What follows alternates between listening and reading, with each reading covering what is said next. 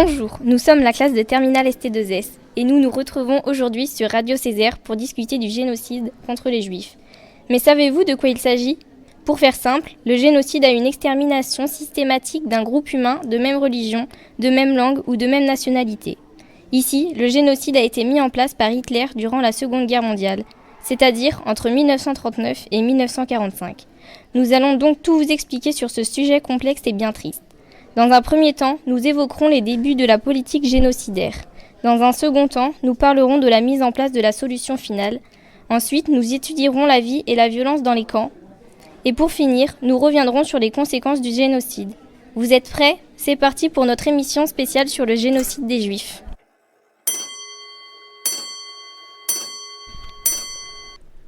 Merci Manon, je suis Sienna et aujourd'hui je vais vous accompagner pour comprendre les premières luttes contre les populations juives qui ont lieu sous le Troisième Reich allemand.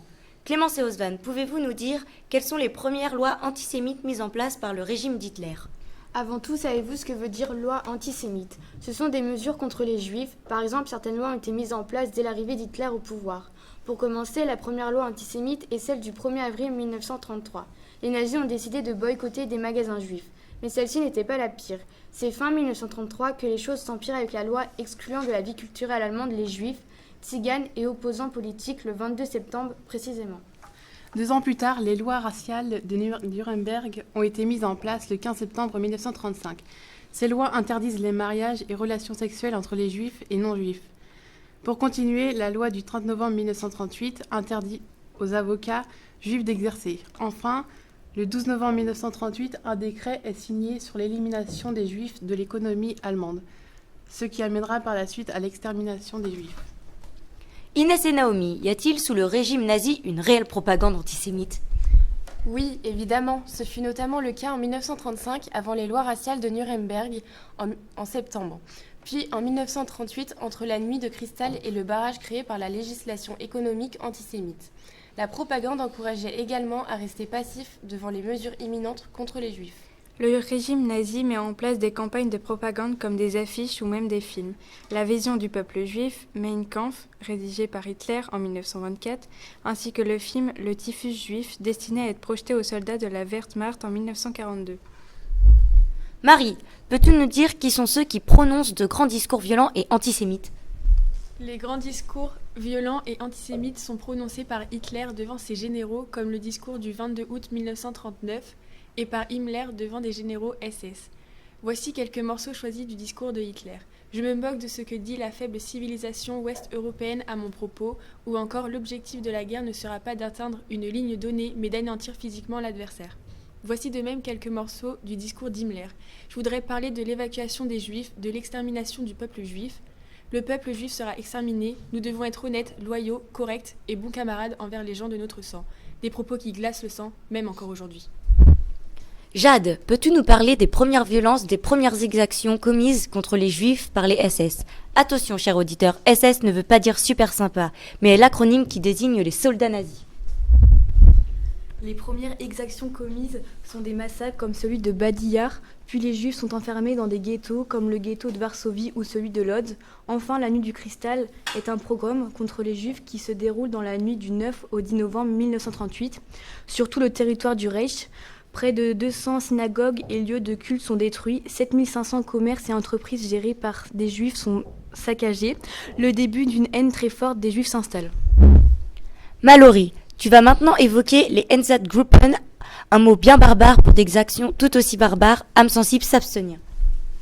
Les Einsatzgruppen, ce sont des groupes nazis qui vont de village en village pour exterminer les Juifs. Ça se passe essentiellement en Allemagne, en Ukraine et en Lituanie. Les SS creusent ou font creuser des trous pour pouvoir entrer les corps des Juifs ensuite. Une de leurs premières méthodes est que quand les Juifs arrivent devant eux, ils tirent sur les femmes, les enfants et les nourrissons. Selon certains témoignages, les nourrissons volaient dans le ciel en arc de cercle et ils les exterminaient en plein vol. La seconde méthode d'extermination se fait à l'aide de camions à gaz itinérants. Ce sont les SS Oberstrumpfer qui causent tous ces morts et ont assassiné près de 1 million de Juifs. Vous l'avez donc compris, chers auditeurs, les persécutions contre les Juifs commencent très vite sous le régime nazi. Mais ce n'est que le début d'une longue politique d'extermination en Europe.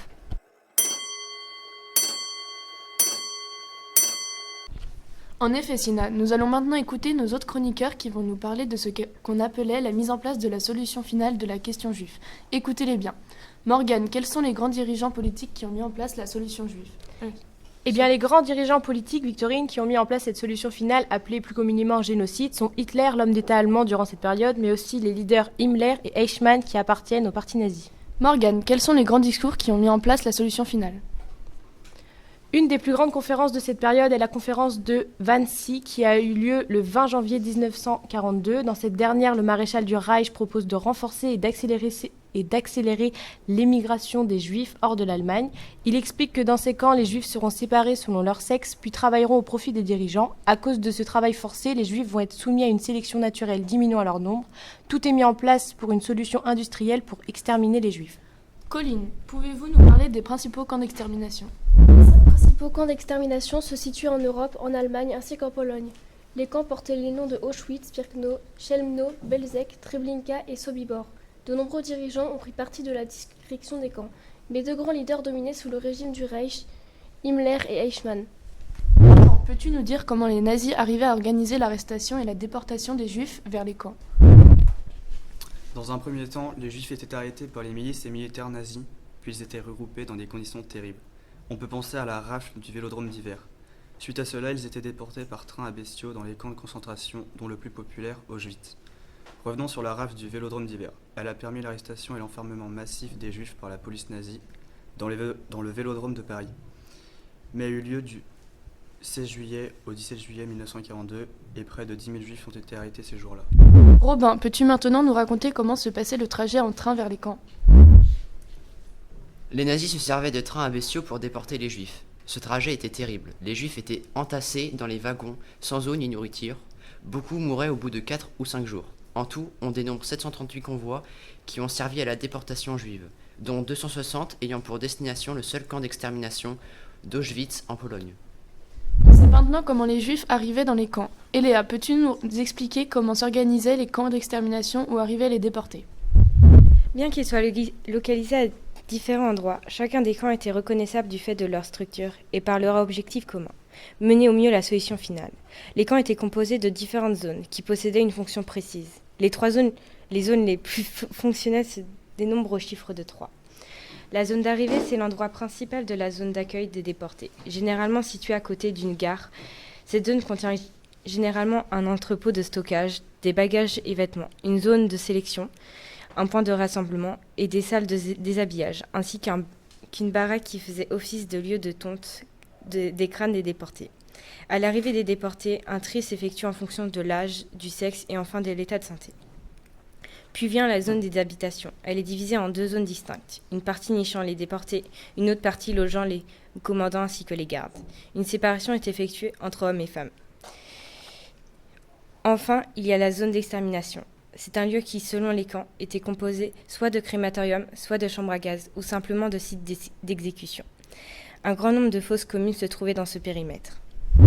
Ok, je comprends mieux maintenant comment s'organise la déportation et l'extermination des Juifs. Une véritable machine de guerre qui se met en place. Ça fait froid dans le dos.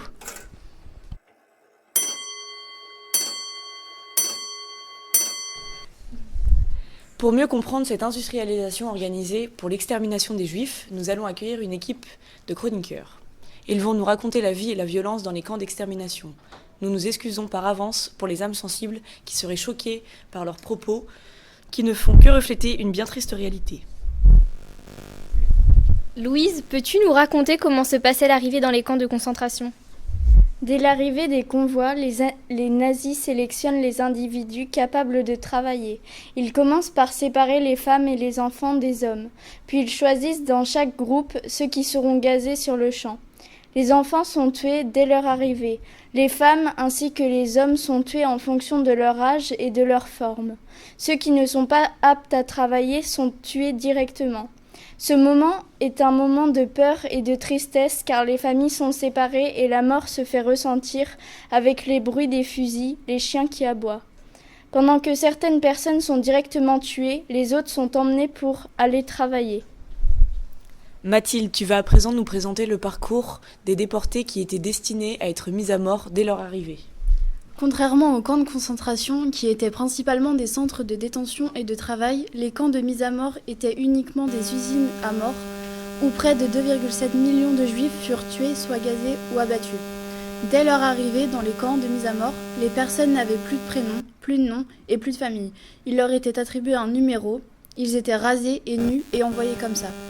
Chaque soir et chaque matin, c'était l'appel, ceux qui pouvaient se tenaient debout, les autres restaient allongés. Les morts se faisaient aussi traîner. Concernant le repas, les soldats nazis leur distribuaient une miche de pain d'1 kilo pour 12 personnes. Parfois, au réveil, ils trouvaient parmi eux un mort qu'ils devaient traîner dehors. Une vie bien terrible. Estelle, nous savons qu'il y avait du travail forcé dans les camps. Peux-tu nous dire comment cela se passait ? Une fois arrivés dans les camps, environ 60% de déportés étaient sélectionnés pour les chambres à gaz car ils étaient jugés trop faibles et inaptes au travail. Les plus forts d'entre eux étaient sélectionnés pour travailler dans les camps. Ils pouvaient alors construire des routes, construire des baraquements, couper du bois et tant d'autres choses. Certains avaient une tâche bien pire. Les personnes qui travaillaient dans les chambres à gaz ont été appelées les Sonderkommando. Ils devaient creuser des tombes, porter les cadavres eux-mêmes des chambres à gaz vers les fosses ou pire, vers les fours crématoires. Un des seuls à avoir survécu à cette déportation est David Oller. Margot Estelle nous a parlé de David Oller comme exemple de Sonderkommando. Peux-tu nous dire plus sur cette personne ? David Oller était un peintre et un sculpteur d'origine polonaise qui a obtenu sa nationalité française en 1937. Il a été déporté de Drancy à Auschwitz en 1943 suite à l'enlèvement de sa nationalité française. Merci Pétain. David Oller est notamment connu pour ses nombreuses peintures représentant les horreurs des camps d'extermination. Nous vous conseillons, si vous avez le courage, d'aller voir la peinture Gazage de 1947, tout aussi fascinante qu'effrayante. Jessie, peux-tu essayer de nous décrire la vie quotidienne dans les camps ? Chaque détenu était emprisonné dans les camps à cause de leur comportement ou de leurs convictions religieuses. À cause de cela, ils devaient subir la faim. Ils avaient une miche de pain d'1 kilo pour 12 personnes qu'ils se partageaient en morceaux. Ensuite, ils devaient alterner leur tour pour dormir dans des couchettes de 3 niveaux à 12 personnes par étage. Ils dormaient de 21h à 3h. Les toilettes étaient composées seulement de 10 WC pour 1000 femmes. Il s'agissait d'une longue banquette percée d'une vingtaine de trous. Malgré cela, ils marchaient dans les excréments et le sang. Certaines personnes étaient condamnées à mort et fusillées, puis d'autres mouraient de froid, de fatigue et de faim. Lorena, pour compléter les propos de Jessie, tu vas nous parler des violences subites au quotidien par les prisonniers. Nous t'écoutons. Dans les camps de concentration, les hommes et les femmes étaient séparés. Suite à cela, les détenus recevaient un numéro tatoué sur l'avant-bras. Pendant que de nombreuses femmes nues et rasées se font fouetter comme du bétail à l'abattage, les hommes, eux, étaient déjà morts dans leurs chambres. Les femmes qui hésitaient à entrer dans les chambres étaient frappées à coups de baïonnettes. Le sang et les cris désespérés régnaient. Certaines personnes sont sélectionnées pour travailler. Ils devaient porter des cadavres jusqu'à dans une fossée ou brûler les corps. Entre autres violences, la maladie comme le typhus. Au final, il y avait autant de violences physiques et morales, voire même symboliques. Margot, peux-tu nous parler pour finir des expérimentations médicales qui étaient réalisées dans les camps ? En effet, dans les camps, des médecins comme le fameux Mengele ont pratiqué des terribles expériences sur des cobayes morts mais surtout vivants. Mengele a officié pendant toute la durée de la guerre à Auschwitz. Il a inoculé des maladies à des prisonniers, fait des expériences chirurgicales sans anesthésie, découpé des membres sur des personnes vivantes, testé la résistance des enfants et bien d'autres choses encore plus terribles. Oh là là, que d'émotions! Après une description si tristement réaliste de la vie dans les camps d'extermination, on voit bien que la violence physique, psychique et symbolique était présente à chaque seconde dans leur vie de prisonniers.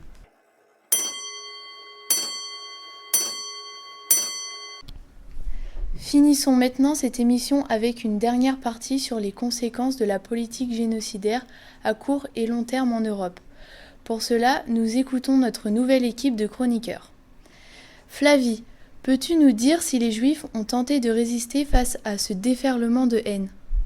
Bien sûr que oui, les Juifs ont tenté de résister face à cette haine dans plusieurs endroits tels que les camps d'extermination comme le camp de Treblinka, Sobibor ou encore Auschwitz-Birkenau.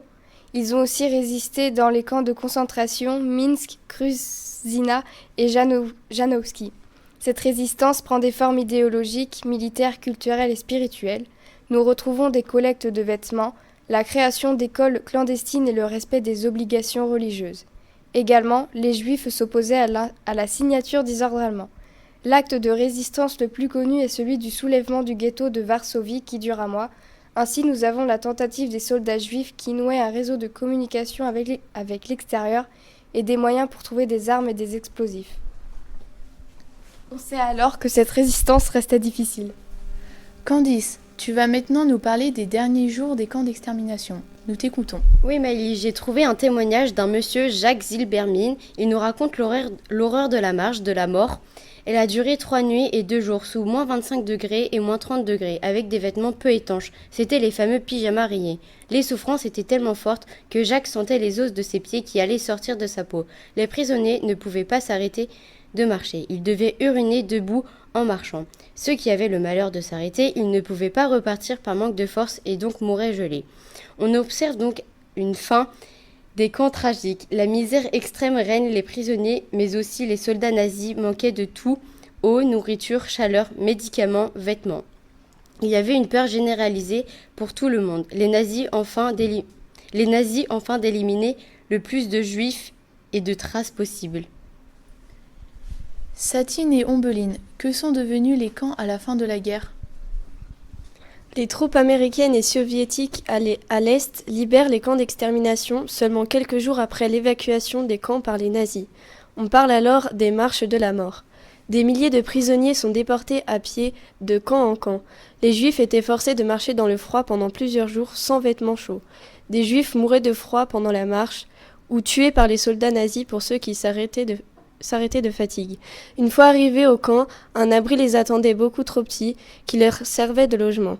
Puis d'autres mouraient entassés dans l'abri, ou encore certains, qui n'ont pas pu s'assurer une place dans l'abri, mouraient de froid dehors.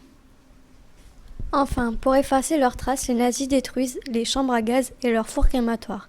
Parce que l'armée rouge lance leur offensive générale le 12 janvier 1945 et vont bientôt dans Auschwitz. Le 17 janvier 1945, les SS font leur dernier appel des détenus lors des données d'évacuer les camps. Aujourd'hui, les camps de concentration sont pratiquement tous détruits. Ainsi, il n'y a plus beaucoup de traces de ce qui est arrivé réellement aux prisonniers, à part quelques témoignages qui nous décrivent en quelque sorte leur souffrance. Ainsi, les nazis ont bien joué leur coup. Margot, tu vas maintenant nous faire le terrible bilan de la Shoah. Combien y a-t-il eu de déportés, de morts, de traumatisés et de rescapés ?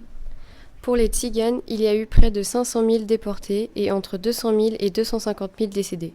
Pour les Juifs, on a entre 5,1 et 5,8 millions de personnes décédées. Au-delà des morts, beaucoup de civils et de soldats restent traumatisés par la découverte de camps de la mort. Les rescapés, eux, survivent aux conditions terribles qu'infligent les soldats nazis. Zoé, comment peut-on faire aujourd'hui pour ne pas oublier l'histoire des camps d'extermination ? Pour ne pas oublier les camps d'extermination aujourd'hui, des musées ont été créés comme le musée d'Auschwitz qui dispose aussi d'un mémorial. Dans ce musée, vous pouvez retrouver des affaires appartenant aux Juifs ayant été incarcérés dans ces camps. Les camps de concentration d'Auschwitz sont aujourd'hui accessibles au public. Il est possible de les visiter. Un bien triste lieu pour un musée, mais un lieu essentiel malgré tout. Lénie, a-t-on gardé des témoignages des rescapés des camps pour ne pas oublier leur histoire ? Oui, en effet, on peut penser au témoignage de Simone Veil, puis à celui de Primo Levi dans son livre « Si c'est un homme ». Une autre rescapée célèbre est Ginette Kolinka avec son livre « Retour à Birkenau ». Vous pouvez aussi lire Elie Wiesel et son livre « Night », ainsi que de nombreux autres témoignages comme ceux de Marceline Loridan-Evans, Aaron Appelfeld, etc. Le bilan de ce génocide fait donc bel et bien froid dans le dos. Que d'horreur, qu'il ne faut aujourd'hui surtout pas oublier. Nous vous conseillons la lecture de quelques témoignages pour ancrer à jamais le récit des rescapés des camps de la mort. Pour conclure, le génocide juif a tué des millions d'hommes, de femmes et d'enfants de toutes origines. Nous ne devons pas oublier ces victimes et continuer de le rappeler aux générations futures pour éviter que cela ne se reproduise à l'avenir. Notre émission sert à cela. C'était Radio Césaire. À très vite.